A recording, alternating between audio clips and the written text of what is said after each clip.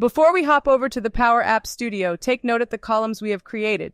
Shortly, we will create our app and connect our data source, and we'll see that these columns, or fields, will be pulled into our app. We are going to choose to start from an Excel file to create a 3-screen app. We then create a new connection and will scroll down to search for OneDrive for Business. Select that and click Create. It will ask us to sign in, so I will pick my work account here. I then just need to confirm that we allow access to OneDrive for Business. Earlier, when we created the Excel workbook, I never named the file when saving it, so it defaulted to book.xlsx. We can easily change this. By going back to my file open in this tab, I click here in the top left corner, which will allow me to rename my file. I will rename this file to School App. When I go back to my Power Apps tab, I just need to refresh this page to see the changes to the file name. Now I just need to select my OneDrive for Business connection again and select my Excel file named School App. Inside of this file, recall our table named Students. I select this table and I will click on Connect.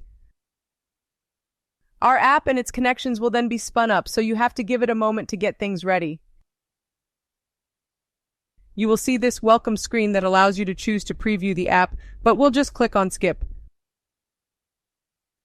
It is a good idea at this stage to save our project. So, up here in the top right, I will click on the Save icon and give my app a name. I'm going to call it School App.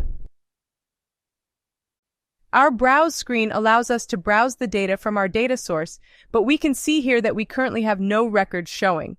Even if we try to preview the app by clicking on this play button, we don't see anything.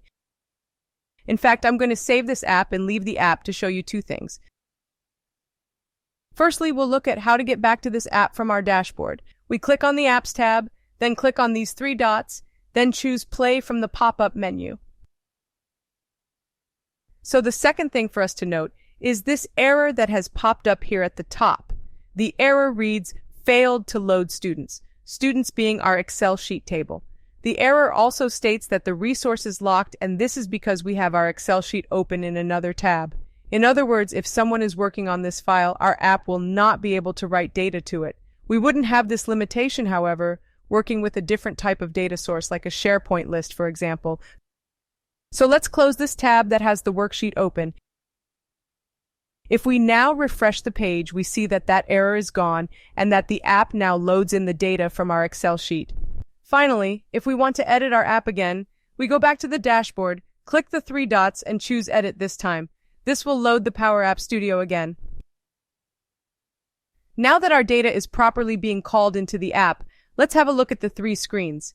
Here on the left, you have what's called the tree view. You have the Browse screen, the Detail screen, and the Edit screen. With the Browse screen selected, I'm going to preview the app. There are 4 items showing up, and we can click this arrow symbol to view the item's details. This is the Details screen.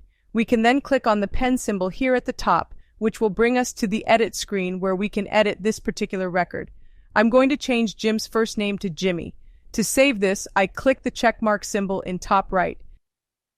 This brings me back to the Detail screen, and I can see it has updated my record. I'll click on this left icon to bring me back to the Browse screen. If I want to add a record, I click this plus symbol, and then I fill out each field with the necessary details. When done, click the checkmark symbol. This brings us back to the Browse screen, and we can see that Sue's record has been added. Again, we can edit this record by clicking on this right icon. If I now reopen the Excel sheet, I can see that the new record, Sue O'Donnell, has been added. Note also that Power Apps added this additional unique ID column, which cannot be deleted. So that brings us to the end of this video. In the next video, we'll have a look at how to navigate the app that we have just generated.